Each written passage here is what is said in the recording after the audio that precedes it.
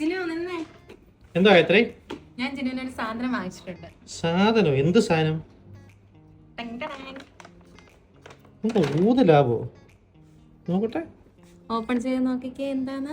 2 പെർഫ്യൂമോ? എനിക്കാണോ? അല്ല, ഇതില് ഈ ഫ്ലോറൽ സീക്രട്ട് എന്റേതാണ്. ജിനുവിന് മറ്റേത് അതെന്തോ? ഊത് മസ്ന. ഊത് മസ്നി? അതെ അതെ എക്സ്ട്രാ ഡീ പെർഫ്യൂം ആണോ? അതെ അതെ. എന്ത് എക്സ്ട്രാ ഡീ പെർഫ്യൂം എന്ന് വെച്ചാ? അതായത് എക്സ്ട്രാ ഡി എന്ന് പറഞ്ഞാൽ നമുക്ക് പെർഫ്യൂംസിനെ 3ആയിട്ട് പെട്ടെന്ന് കാറ്റഗറൈസ് ചെയ്യാം.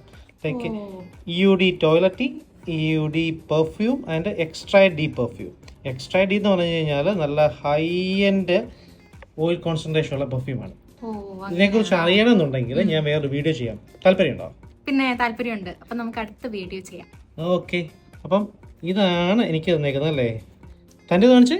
എന്റേത് ഇത് ഫ്ലോറൽ സീക്രട്ട്. Floral secret. തനിക്ക് ഫ്ലോറലും ഫ്രൂട്ടിങ് അല്ലാതെ വേറെ പരിപാടി. എനിക്കതാ ഇഷ്ടം.